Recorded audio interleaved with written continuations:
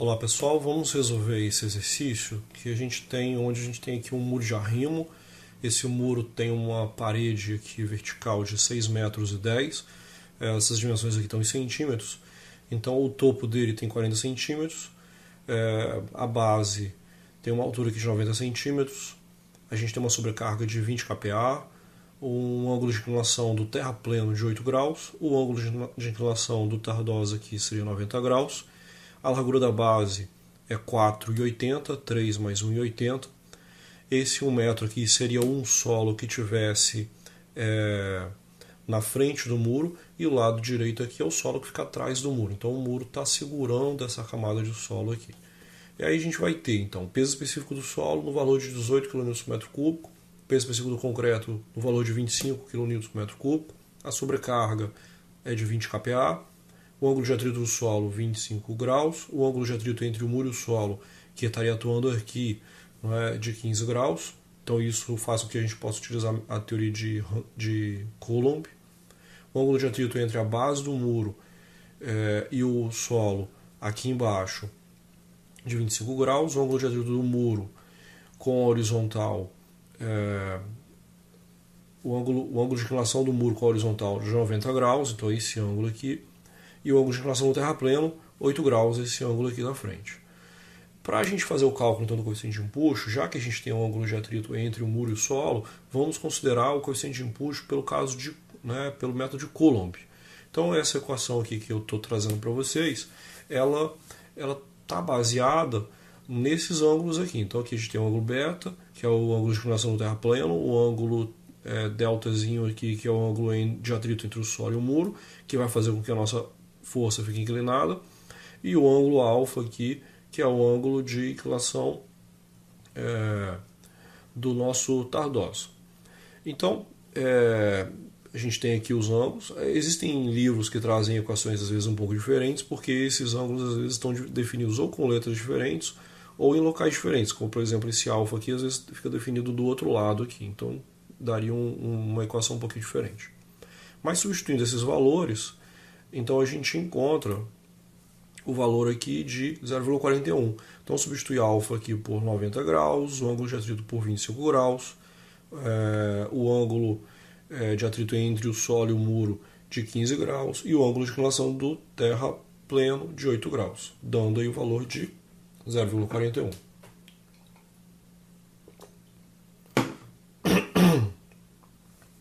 Bom, aqui a gente está vendo então o muro, e eu desenhei aqui a altura em que o solo vai estar fazendo força contra o muro, tanto para tombar ele como para empurrar. E essa altura aqui ela está pegando o valor de 0,42 aqui de cima, mais 6,10, mais 90 centímetros da base. Então ela pega até o final aqui da base, dando 7,42. Esse 0,42 que está aqui em cima, então ele é referente à inclinação do terrapleno. Então, como a gente considera sempre no final da base que as forças estarão atuando, então esse terrapleno aqui ele tem uma inclinação de 8 graus, esse comprimento aqui é de 3 metros, então tangente de 8 graus vezes esse comprimento de 3 metros dá esse outro lado, que fica sendo o valor de 0,42, somando aqui, chegando nessa altura total que o solo vai estar gerando empuxo sobre o muro. Então, calculando o empuxo, a gente vai encontrar nesse caso, como o nosso solo não tem coesão, a gente vai ter dois grafos de tensões que podem se somar, a gente está colocando separado aqui, mas eles se somam. Então um gráfico aqui do lado esquerdo referente ao solo, ao peso específico do solo, e o gráfico aqui do lado direito referente à sobrecarga que está sendo colocada sobre o solo. Então eles estão inclinados devido ao ângulo de atrito entre o solo e o muro. Então essa inclinação aqui de 15 graus, já desenhei inclinado, para poder a gente já achar essa força desse jeito.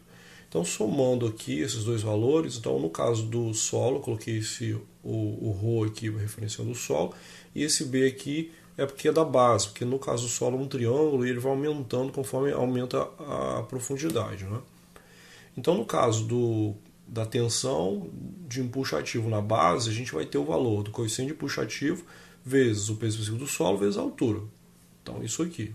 Altura vezes peso específico do solo vezes o coeficiente de empuxo ativo, somado com o coeficiente de empuxo ativo vezes a sobrecarga. A nossa sobrecarga aqui, que que é de 20 kPa. Substituindo então os valores, 0,41 coeficiente puxativo que a gente acabou de calcular, 18 é o nosso peso específico do solo, 7,42 também a gente calculou agora a altura que a gente vai ter aqui para poder, né, onde que vai estar ocasionando o empuxo, e aqui 0,41 vezes a sobrecarga, que é 20 kPa, dando, no caso do solo, 54,54 e da sobrecarga 8,16. Eu nem somei isso aqui porque a gente vai usar separado para calcular a força agora.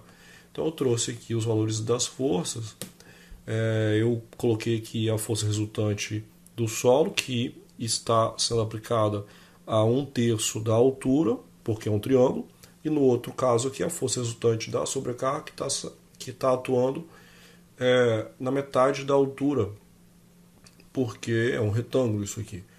Então, no caso da força resultante referente ao peso do solo, então a gente tem a tensão, que a gente calculou aqui na base, multiplicada pela altura total, dividido por 2, porque é um triângulo, então a área é a metade dessa largura da base vezes a altura.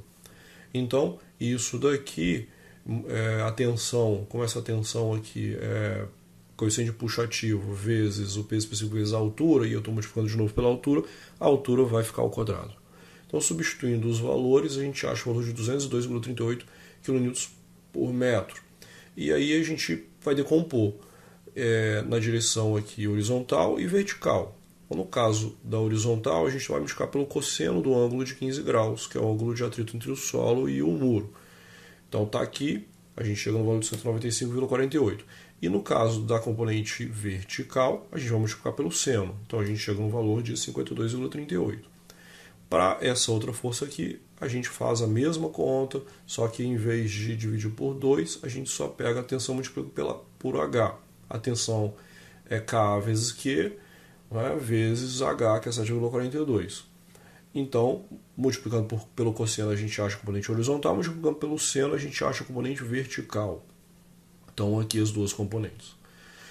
Bom, fechando agora, essas duas forças vão gerar uma força resultante, tanto na horizontal como na vertical, e momentos resultantes também, que vai gerar um ponto de aplicação dessas forças. Então eu dividi aqui resultante horizontal e resultante vertical. No caso da horizontal, então, a gente já calculou do solo e da sobrecarga, esses dois valores, acabamos de calcular. Se a gente somar os dois valores, a gente vai ter uma resultante horizontal, que é 254,01.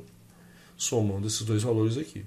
Cada uma está atuando em um certo braço de alavanca. Como essa força aqui é horizontal, então a gente vai calcular esse momento sempre nesse ponto aqui, na parte da frente da base do muro. Então, 1/3 da altura, que é 7,42, dá 2,47. E a metade da altura, que é 7,42, está dando 3,71. Então, eu coloquei aqui o braço de alavanca para as duas forças horizontais. Multiplicando o braço de alavanca vezes a força, a gente acha o momento. Então, o momento dessa força mais um outro momento, somando, a gente tem um momento de 700,8 kN vezes metro por metro de muro.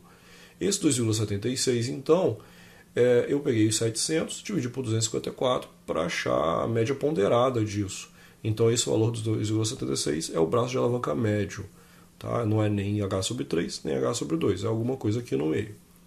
No caso da resultante vertical, então, a gente vai pegar os valores que a gente encontrou do solo de sobrecarga, somando da 68,06, o braço de alavanca das duas. Apesar de eu estar desenhando aqui afastado, essas duas forças estão atuando nesse ponto aqui, ó, nessa linha, não é, do final da base do muro. Então, o braço de alavanca das duas forças verticais para gerar o momento aqui na frente do muro vai ser toda a largura da base.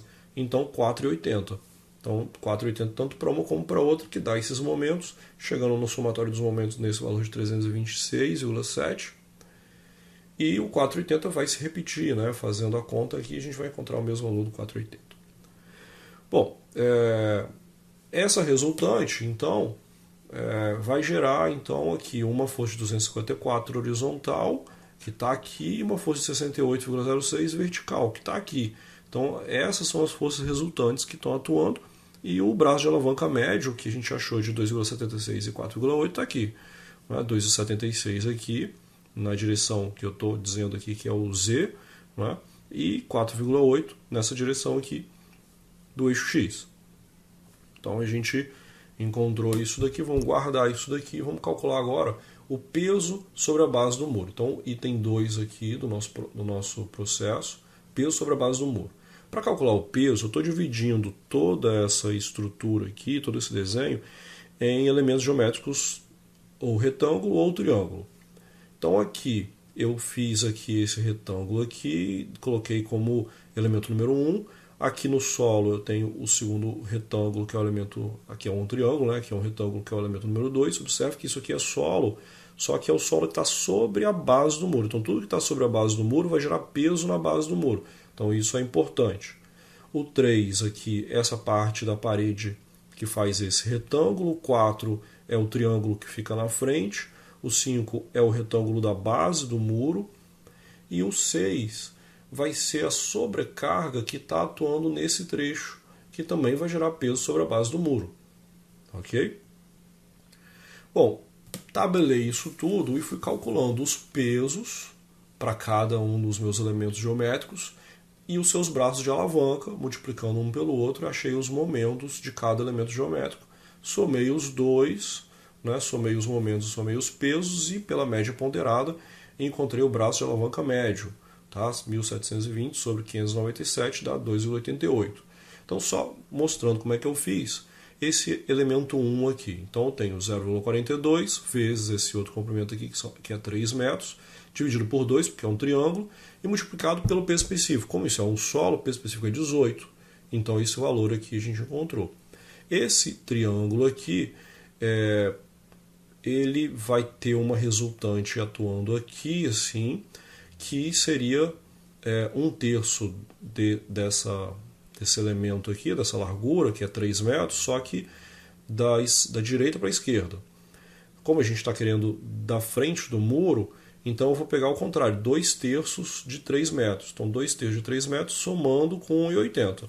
Então eu peguei 1,80, que está aqui, mais 3 metros aqui, só que eu peguei 2/3 de 3 metros. Então o braço de alavanca é 3,80. Bom, o elemento 2 é mais simples, é um retângulo, que é essa altura aqui, 6,10, multiplicado por a largura, que é 3 metros. E o peso específico é o peso específico do solo, 329,40 foi o resultado. Agora, esses 3 metros, em vez de multiplicar por 3 sobre 2, que nem eu fiz aqui, eu vou multiplicar só por meio. Então, eu peguei 3 metros dividido por 2, que é onde está atuando a resultante, aqui é o centro de massa, mais 1,80, para poder chegar no valor de 3,60. Multiplicando os dois, a gente chega no momento de 1087,02. Bom, esse terceiro elemento, então, a gente pega aqui o valor de 6,1 vezes 0,4 aqui em cima, vezes o peso específico do concreto, que agora é 25. Achamos esse valor e esse ponto de aplicação vai ser 1,8. Aí eu coloquei 1,8 menos a metade de 0,4, que deu 1,6. Então achamos o momento aqui. O elemento 4, então, deu 6,1 vezes. Agora, essa largura aqui já trouxe calculado 0,36. Dividido por 2, que é um triângulo, vezes 25, igual a 27,45. E aqui 1,04 mais 2 sobre 3 vezes 0,36, que dá 1,28. Então, achamos o momento aqui. O elemento 5 vai ser 0,9 vezes 4,8 vezes 25. 4,8 sobre 2 é o braço de alavanca. Achamos o momento aqui multiplicando os dois, e o 6 vai ser a sobrecarga, 20 kPa, vezes a largura 3 metros. Então 20 vezes 3 deu 60. A aplicação então vai ser 1,8 mais 3 sobre 2, a metade aqui, 3,30, que deu aqui 198. Somando todos esses momentos, a gente acha o momento resultante, e somando todos os pesos, a gente acha o peso resultante, fazendo a média ponderada, momento sobre somatório de momento sobre somatório de peso, a gente vai achar o valor do braço de alavanca médio de 2,88. Pronto. Agora vamos calcular os momentos. Então a gente tem aqui o momento atuante sendo 254,01 vezes 2,76, que é o ponto de aplicação, que dá esse momento aqui, 700,80. O momento estabilizador, então, vai ser essa força vertical aqui, mais o P vezes o XA, mais o peso vezes o braço de alavanca XW, que a gente já calculou esses dois valores. Então, somando aqui a força vertical que a gente calculou do solo, mais o peso que está atrás do muro, a gente encontra um valor aqui de 665,25.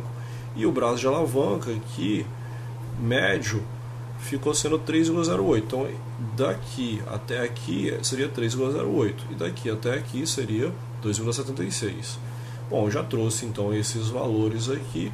Essa composição de forças aqui, que está me gerando um momento atuante, um momento estabilizador, ela é a mesma se eu trouxer ela para cá. Então a gente vai trazendo ela para cá. A gente tem essa força horizontal que está apresentada aqui, uma resultante horizontal, 254,01, e uma resultante vertical, que também vai ser essa aqui, que a gente vai trazer para cá. Então, se a gente fizer isso daqui, esse novo elemento aqui de força tem que gerar o mesmo momento resultante. Então, o momento resultante vai ser um menos o outro. Então, calculei aqui momento estabilizador menos momento atuante. Então, peguei o momento estabilizador, né, que é gerado pela força vertical aqui, menos o momento atuante, que é gerado pela força horizontal. Então, subtraí aqui um pelo outro. Um está numa direção, o outro está na outra direção. E a gente acha aqui o valor resultante. Então, esse valor resultante que está atuando aqui. Esse valor resultante, então, achando esse valor resultante, eu peguei então a força vertical somada, que dá 665, coloquei aqui, e achei um braço de alavanca resultante, considerando esse novo elemento. E nesse novo elemento, a força horizontal, que está na base, ela não gera momento, não tem braço de alavanca. Então, só quem está gerando momento é a força vertical. Então, esse momento que está sendo gerado aqui vai gerar um braço de alavanca um pouco menor, que eu estou pegando aqui o valor, então, do momento resultante, 1345, dividindo pela força vertical, que é 665,25. Então, a gente chegou no valor de 2,02, é o braço de alavanca desse elemento de força aqui. Então é importante a gente calcular aqui as forças resultantes. Tentei mostrar de uma forma visual aqui para vocês como que ela se comporta na base do muro, onde a gente vai ter uma força empurrando o muro e uma outra força jogando o muro para baixo. Ok? Bom, e onde que ela está se posicionando? Qual, né, o momento resultante que está sendo gerado, para que a gente possa calcular depois as tensões. Bom, vamos calcular agora então a excentricidade e tensões na base do muro. A excentricidade vai ser o valor da base sobre 2 menos esse comprimento XR, que a gente acabou de calcular, que é 2,02. Então, a base do muro sobre 2 é 2,40, 4,80 sobre 2, 2,40. Então 2,02 está aqui, e a excentricidade é esse espaço que sobra, ou seja, é o quanto que essa força está afastada do centro da base. Então 4,80 sobre 2, que dá 2,40, menos 2,02, que a gente acha o valor aqui de 0,38, que é esse espacinho aqui.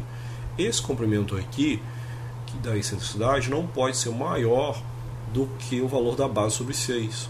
Então, para a gente fazer uma conferência, a base nossa é 4,80, dividindo por 6 dá 0,8, então está ok. Nossa excentricidade está sendo menor do que a excentricidade máxima. Isso porque, quando a excentricidade ela é menor do que a excentricidade máxima, ela vai fazer com que na base só tenha tensões de compressão, né, sobre o solo. Se a excentricidade for maior do que o valor de 1/6 da base, então a gente vai essa tensão aqui, em algum ponto, ela vai ser negativa. Então, calculando aqui as tensões resultantes, então a gente sabe que a tensão vertical aqui na base do muro vai ser a força sobre a base, multiplicado, então, pelo que a excentricidade gera de diferença. Então, aqui a nossa equação é 1 mais ou menos 6 vezes a excentricidade sobre a base. No caso, então, utilizando o sinal de mais, a gente encontra o valor de 203, utilizando o sinal de menos, a gente encontra o valor menor aqui de 73. Então aqui a tensão maior está aqui, que é 203,87, a tensão menor está aqui, que é 73,32. Então a gente achou as tensões na base do muro. Isso é importante porque com essas tensões a gente vai verificar se o solo suporta essa força que está sobre ele. Então isso é uma análise, isso serve para a gente analisar a capacidade de carga do solo. Depois a gente vai aprender isso mais à frente. Analisando então a estabilidade do muro quanto ao tombamento ou deslizamento, a gente tem aqui, no caso do tombamento, o momento estabilizador tem que ser maior do que o momento atuante. Para solos não coesivos, 1,5, uma vez e meia. Para solo coesivo, 2 vezes. No nosso caso, é um solo não coesivo. Então, no nosso momento estabilizador, a gente já calculou, deu 2.046, o momento atuante deu 700. Então, um sobre o outro dá 2,92. No caso do deslizamento, então a gente tem a força vertical vezes a tangente do ângulo de atrito entre a base do muro e o solo, dividido pela força horizontal que está empurrando o muro. Então veja bem, eu tentei ilustrar aqui, eu desenhei a força horizontal, que é de 254,01, e aqui a gente tem a força vertical. Essa força vertical está atuando aqui, como a gente tem um ângulo de atrito entre essa base do muro e o solo, que é 25 graus, ele vai gerar uma força aqui de contrária, que é a força de atrito. Então vai ser 665,25 vezes a tangente do ângulo de atrito entre a base e o solo. Esse valor aqui a gente está encontrando o valor de 310,21, que seria o valor calculado aqui, dividido por 254, então vai ser o quanto que essa força maior que essa. A gente acha o valor de 1,22. Está abaixo do valor limite de 1,5 que a gente tinha que atingir. Então esse 1,22 não seria suficiente. A gente precisa ter um valor a mais que esse. Tudo bem que a gente não está considerando que esse muro está com um solo aqui na frente. Esse solo que está aqui na frente do muro, que tem 1 metro aqui de solo, vai gerar um impulso passivo. Esse impulso passivo vai gerar uma força resultante contrária aqui, que vai se somar com esse 310 aqui e vai fazer com que esse 1,22 seja maior. Ok? Então é só questão de fazer essa consideração, ou então vai ter que mexer na geometria do muro, fazer alguma coisa para que ele fique mais pesado, para que gere uma força maior aqui, fazendo com que a gente tenha um fator de segurança acima do limite permitido.